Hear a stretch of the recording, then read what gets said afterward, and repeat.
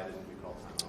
Yeah, so right there, we liked the play that we had, and we were hoping that he was going to call it or get the ball snapped, and then we would have called timeout right there. But once it's under 7 there, then you call timeout there, then you're basically throwing the ball to the end zone, because once it's under 12, you can't throw it inside with no timeout. And it was third going into fourth, so that's a big deal. So it was third going into fourth. That's why we wanted to preserve the timeout. So how, in retrospect, how should you have handled the final sequence? Yeah, I like what we did there.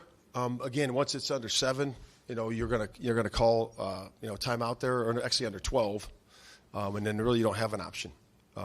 Because it's third to fourth, you got to throw it into the end zone then. So to me, it's I think we handled it the right way. I do believe that you just re-rack the play, get it in bounce, and call timeout, and that's why we held it, and didn't work out the way we wanted it to. There were 32 seconds left when Caleb got sacked. How do you come away with only one desperation shot in the end zone that didn't really seem to catch? Yeah, just like I explained, we wanted to re-rack that. Like I said, get a play in bounce and then call timeout, and that's where it was. It was third into fourth going there. So. What was the play? Because it ends up being a deep shot to Rome that lands harmless. Yeah, I mean, I'm not going to talk about specific plays, but it was a play that was going inside, and then because we had the timeout, and we would have been in field goal range then. It would have been all set. What went wrong on the sack where Larry kind of got caught out there with 2 rushes? Yeah, I have to look at the exact play. I got to look at the play right there. Again, I got to get to the bottom of that. I didn't see it. I mean, I saw the guy come free, and I know what the play was, but I got to look at it. Now, why wasn't the ball snapped at 18 seconds? We just got to get it. We just got to do a better job together. Just got to do a better job together to re-rack that play, get it off, and then call timeout once it's inbounds there. So once it's at 18, is there like a time is it ticking that you could theoretically? Yeah, you could take it down to you're taking it down there, right? So 18, and then down there, right there, and then once it gets under 12, then you got to hold on to it then. So is this on the players for not getting it snapped? No, it's a situation where you got to get you get the play in, right?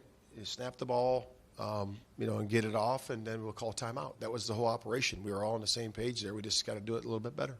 Why did you guys have to blow a timeout prior to that? 43 seconds left, 2nd and 10. It was not to stop the clock. Yeah. So that one there, I was on the on the offensive line in terms of the headset, and that one there I was like, do you guys need it? Because I'll ask them that, because there's a lot of times because there's an emotion going there, and we know it's going to be a delay. We did not want to take a delay that would kick us out of the kick line there or move it back any farther.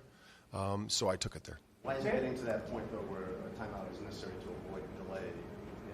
Moment like that? Why are things not better organized and moving better? Yeah, I mean, it was the play got in. There was emotion to it. Obviously the crowd noise, all those things, and when it gets to 5 there, then I ask him, hey, if you need it, let me know.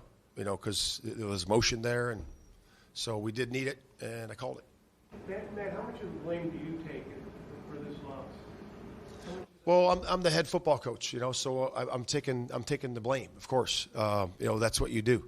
So we didn't get it done. It starts at the top, and it starts right here.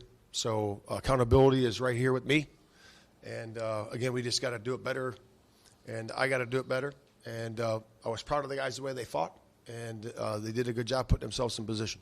Do you think the end was more a case of you not preparing your players for this critical moment, or was it the way you just handled the moment as a coach? Yeah, I just think that we're there in the moment. We just got to handle it better.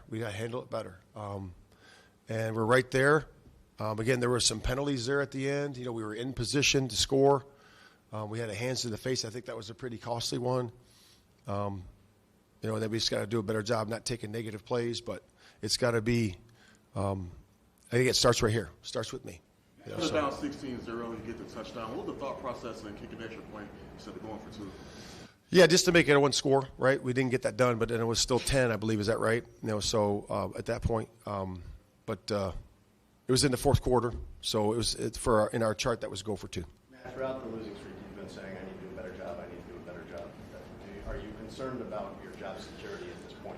Yeah, this is the NFL. And I know where it is, and I'm just going to put my best foot forward, and I'm going to get to work and keep grinding. So that's what we do. Do you expect that you will stay on as coach this coming week? Like I said, I'm just going to keep grinding and working, and that's what I do.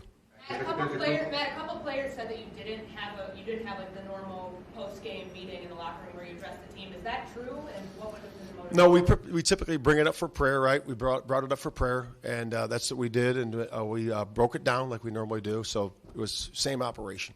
Was there a message that you delivered to them post-game? Yeah, I said I know it's hard, know it's difficult. We still have a lot to be thankful for, and that was it. And then we just broke it down. There's a couple players in there who are shaken in their confidence in you. How do you address them? Yeah, I would just say that we got to pull together. We just got to keep pulling together, keep believing in each other. I know these games are tight. Losing by 1, losing by 3 a couple of times. Losing by 5, losing by 6. I get that, right? But we're right there. We're right there, and we just got to keep plugging along, and it's going to crack. It's one more crack of the hammer, and it's going to crack. And the guys keep believing, keep fighting, and we're right there. Thanks, guys.